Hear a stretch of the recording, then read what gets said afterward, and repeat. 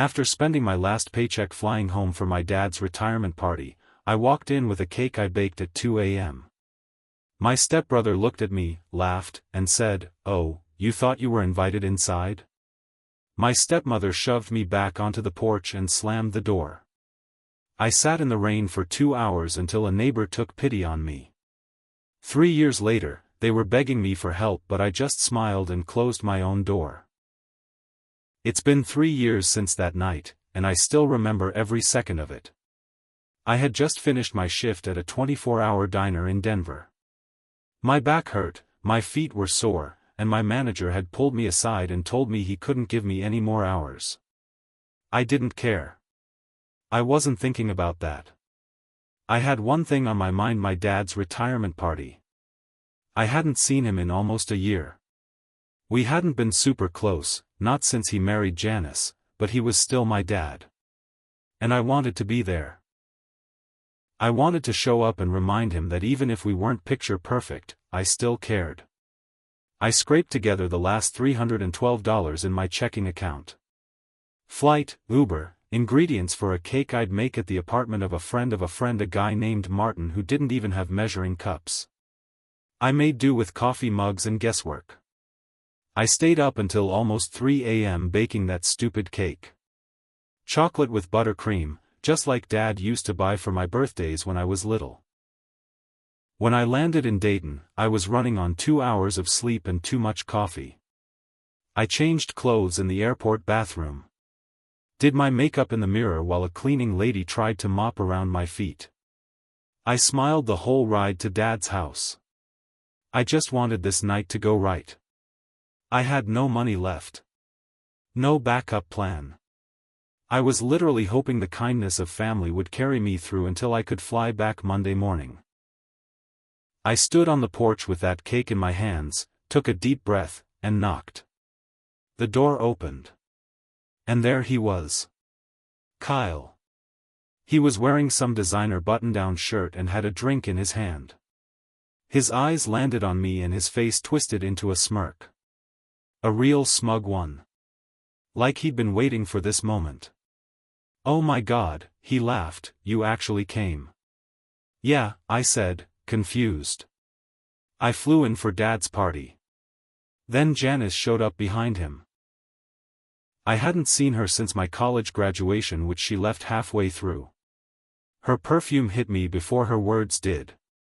Something expensive and sharp. She looked me up and down. Her eyes lingered on the cake. Then she said, "You weren't invited." I blinked. "What are you talking about?" "You think after everything, you could just show up here?" she said. "This is a private party. You burned your bridges a long time ago." "I came for Dad," I said. "That's his favorite cake. I just wanted to surprise him." Kyle snorted. "What did you do, bake it in a motel?" I tried to step forward, to push past him and just get inside. I figured if Dad saw me, it'd be fine. Janice didn't let that happen. She put her hand on my shoulder and shoved me. Not hard, but hard enough that I stepped back and lost my balance a little on the wet concrete. I said no, she said. "You're not welcome here. Leave before this gets ugly." Then she shut the door. And locked it.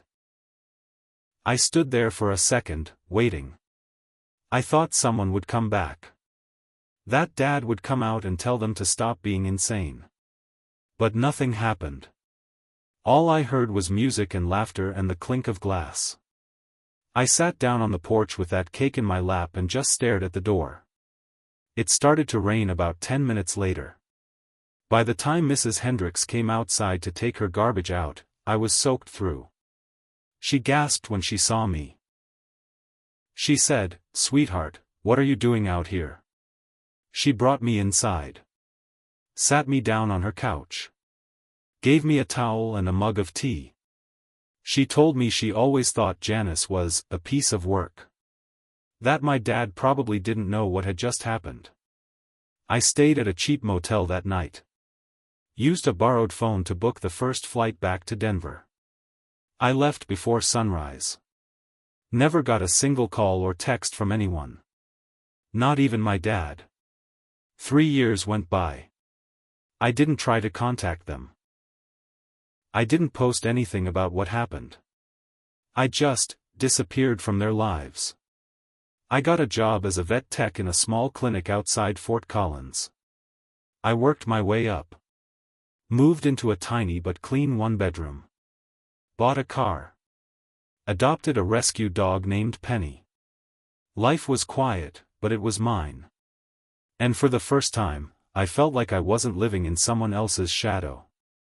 Then, out of nowhere, I got a Facebook message from Kyle. "Can you call me? It's about your dad." I didn't answer. Then came a voicemail from an unknown number. It was Janice. Her voice was strained. "I know you hate me.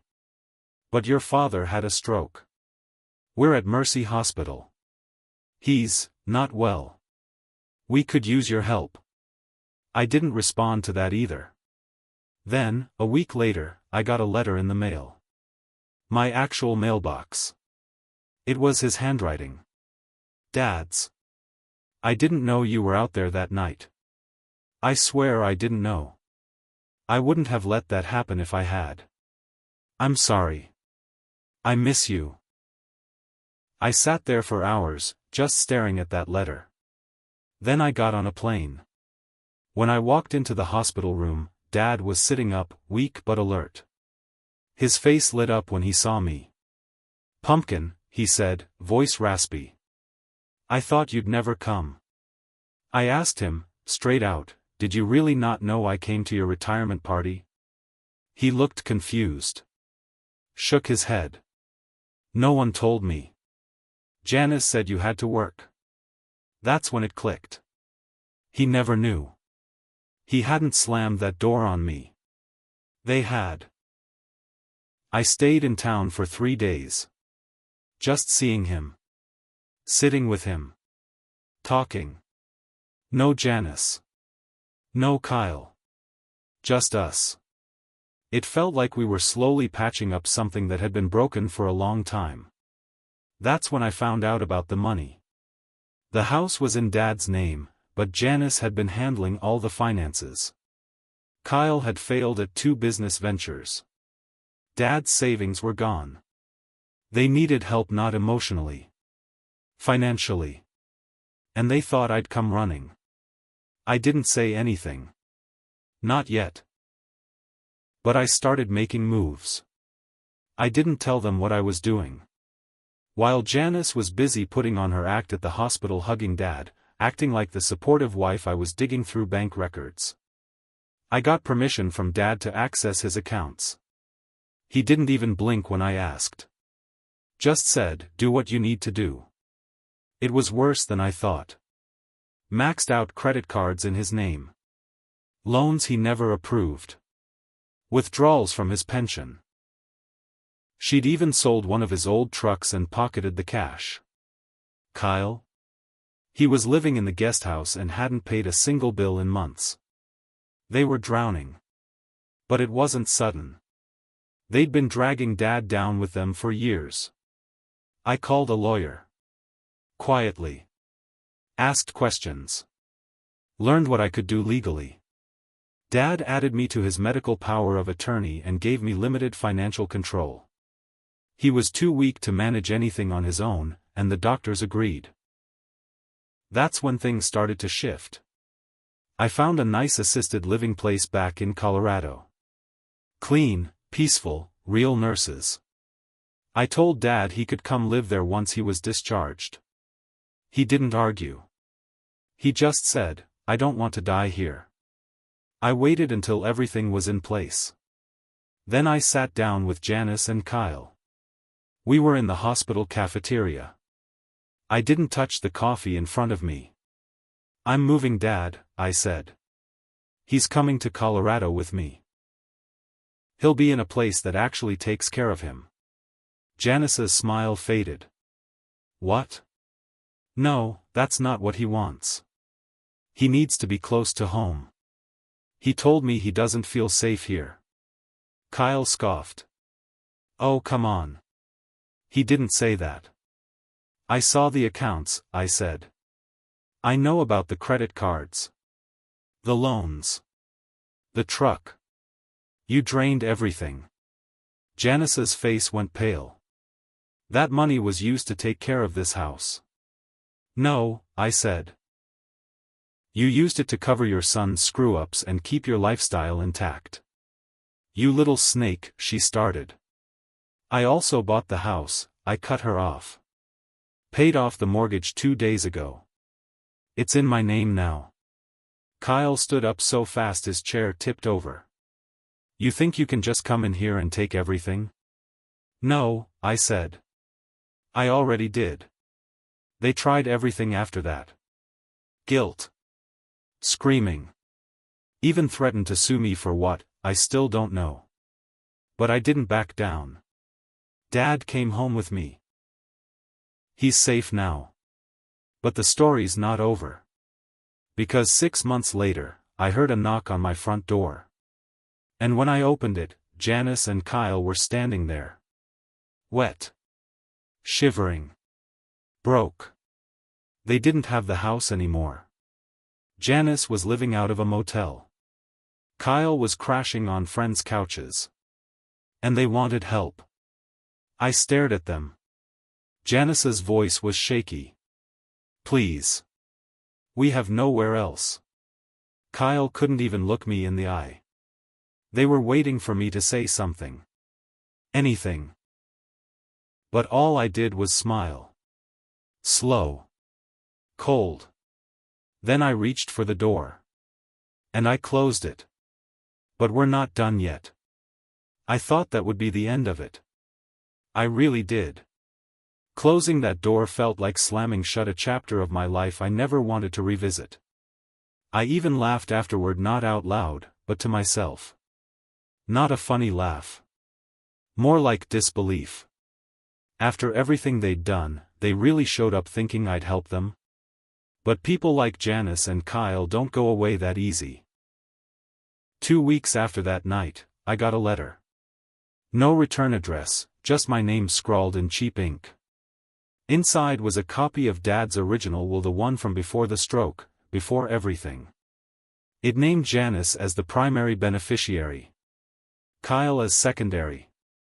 Not a single mention of me. There was a sticky note attached, he wouldn't want you erasing us. We're going to fix this. I didn't show it to Dad. I didn't want to stress him out. He was finally gaining weight again, making friends at the care facility. For the first time in years, he smiled when he talked. I gave it to my lawyer instead. She made a note of it. Then she said something that chilled me, they're trying to build a case. If they can prove he wasn't in his right mind when he gave you power of attorney, they could try to reverse everything. It hit me hard. I'd won the fight in the moment, moved Dad, got control of the finances, bought the house. But they weren't done fighting. They wanted it all back. So I started documenting everything. Every text. Every voicemail. Every time I saw them near the facility. One time Kyle showed up outside my work, just leaning against his car like some sad soap opera villain. I walked right past him. Didn't say a word. Then, one night, Janice showed up at the facility. The nurses called me in a panic. She's in his room, one of them said. She said she was his wife. He seemed confused. I broke every speed limit between my house and the home. By the time I got there, she was gone. Dad was sitting in bed, pale and shaken. He said she came in, sat on the edge of his bed, and just stared at him. Didn't talk. Didn't touch him. Just watched. Then whispered, "You don't remember what you promised me." That was it. Then she left. I filed a restraining order the next morning. For both of them. The facility put extra security on his floor. Kyle tried to post about me online, accused me of elder abuse, of stealing from my own father. But all it did was get his account flagged for harassment. No one believed him. Not with the paper trail I had. That should have been the end. But they still had one last move. And it came in the form of a phone call I never saw coming. It was my dad's lawyer. His old one. The one Janice and Kyle used to handle everything years ago. He told me there was a trust account Dad set up before the stroke. One I didn't know about. One Janice was still listed on. And it was about to mature. $140,000. If I didn't act, she'd get it all. I had 2 days to respond. That's when I realized this wasn't just about revenge anymore. This was war. I didn't sleep that night. I sat at the kitchen table with a pen in one hand and the old will in the other, rereading the parts that cut the deepest. Not a single word about me. Just Janice and Kyle. Page after page of lies dressed up as legal language. I wasn't angry. I was numb. I had worked so hard to move on, to build a life that didn't depend on what they took from me. And here they were again, reaching through the cracks, trying to take one last piece. Trying to make sure when my dad was gone, I'd be left with nothing. They couldn't stand that I had gotten ahead. That I had won. So I made my move. I called Dad's current attorney. Told her about the trust. She said she needed Dad's signature to amend it. Problem was, Dad was slipping. The stroke had taken more from him than I wanted to admit. Some days he was sharp. Other days, he couldn't remember what month it was. And we had 2 days. So the next morning, I went to the facility early. I sat with him, brought his favorite muffins, and we talked. I didn't bring up the trust right away. I waited. Asked him if he remembered that night on the porch. The one where Janice locked me out. He frowned. She said you didn't come. Yeah, I said. She lied. He looked down at his hands. I believed her. I didn't want to, but I did. I know, I said. He looked up. His eyes were clearer than they'd been in weeks. I don't want her to have anything, he said. Then we need to change the trust. He signed the papers that afternoon. His lawyer submitted everything with a doctor's note confirming he was mentally sound that day. We had just enough time. The trust was amended. Every penny redirected to his care and what was left to me. That's when it all collapsed for them. The next week, Kyle was arrested for unpaid debts and driving with a suspended license. Janice showed up at the care facility screaming, claiming I had poisoned her husband's mind. They called the police. She was escorted out and charged with trespassing. But the real moment? The moment I still think about? Was the last time I saw Janice. She showed up at the old house, my house now. She looked like a shadow of the woman who used to wear diamond bracelets and talk down to waiters. You destroyed us, she hissed. No, I said. You did that all on your own. She stepped forward. I gave your father the best years of my life. And you drained him dry. I should have left him when I had the chance. You should have, I said, stepping back inside. Then I closed the door. But this time, I locked it. I'd like to say that was the perfect ending. That I walked away without scars. But that would be a lie. I missed years with my dad that I'll never get back. I let pride keep me away longer than I should have. I gave Janice and Kyle more power over my emotions than they ever deserved. I was so focused on revenge, I almost forgot what mattered. But Dad? He got to spend his final year with someone who really cared. I took him to every checkup. We watched old movies together. Ate frozen pizza on Friday nights like when I was a kid.